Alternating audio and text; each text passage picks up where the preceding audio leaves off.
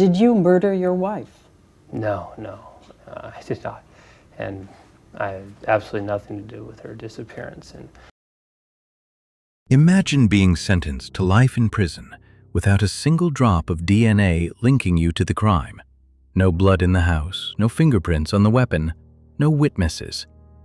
For over 20 years, the world has been divided over one name, Scott Peterson. To some, he is the victim of a massive judicial failure, a man convicted solely because he was a bad husband who cheated on his pregnant wife.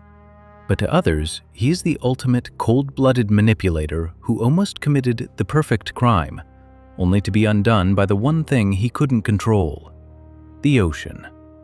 Today, we aren't just looking at the headlines, we are looking at the math of the coincidences.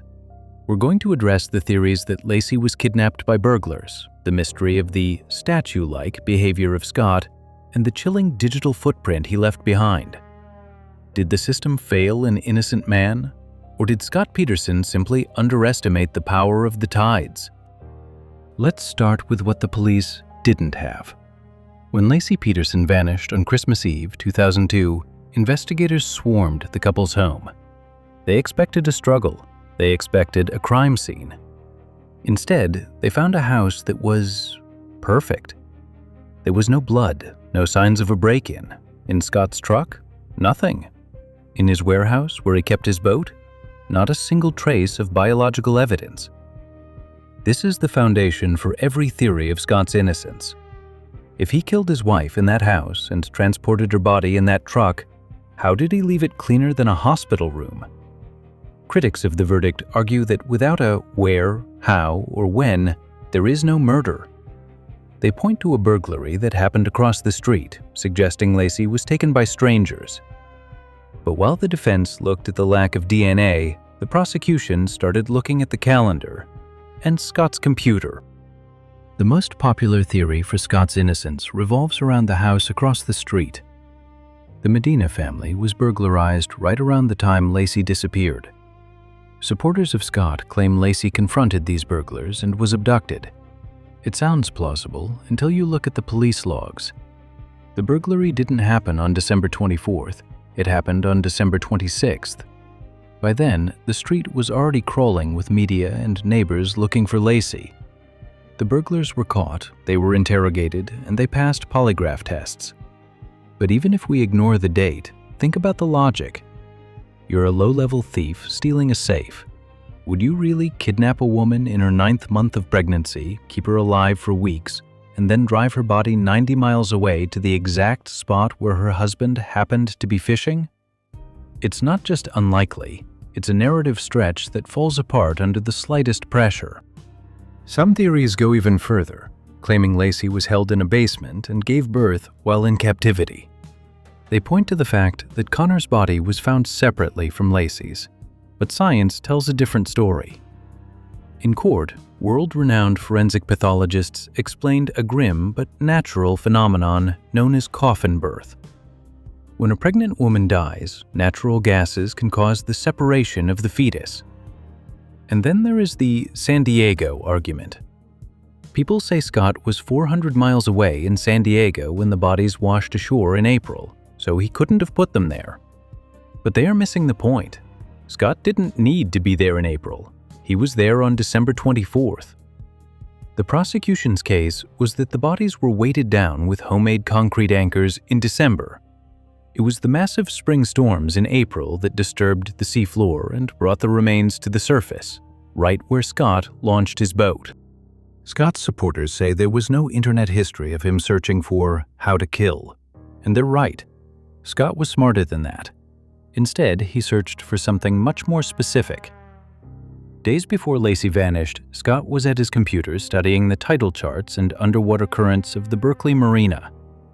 Why would a man who claimed he went on a last-minute fishing trip because it was too windy for golf spend days researching the complex water movements of a bay he had never fished in before? He wasn't looking for fish. He was looking for a place where something heavy would stay hidden. Combine that with the fact that he told his mistress, Amber Fry, that he had lost his wife 2 weeks before she actually disappeared, and the innocent mistake theory starts to look like a calculated execution.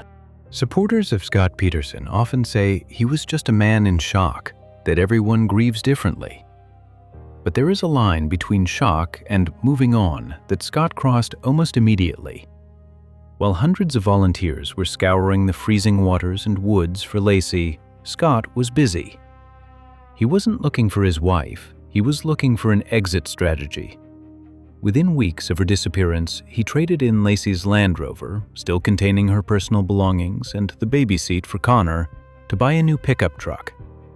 He called a realtor to discuss selling the house they had shared, and perhaps most chilling of all, investigators found that while the search for his missing, pregnant wife was the lead story on every news channel, Scott was at home, subscribed to cable porn channels, watching adult films in the house where she had lived just days before.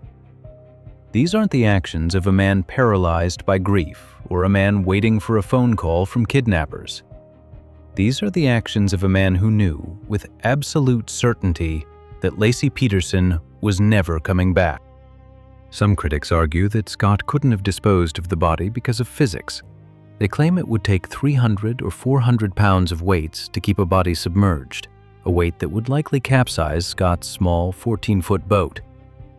But this is a misunderstanding of forensic science.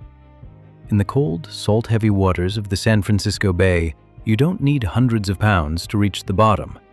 You only need enough to overcome initial buoyancy. The prosecution's theory wasn't that the body was anchored forever, it was that it was weighted down just enough to disappear. And as for the stability of the boat, expert testers at the trial demonstrated that a person of Scott's size could, in fact, drop a weighted object over the side without the boat flipping, if they knew what they were doing. And then there's the argument about the state of the remains. Some internet sleuths claim the bodies were only in the water for a few days before being found. But they ignore a crucial biological fact: adipocere.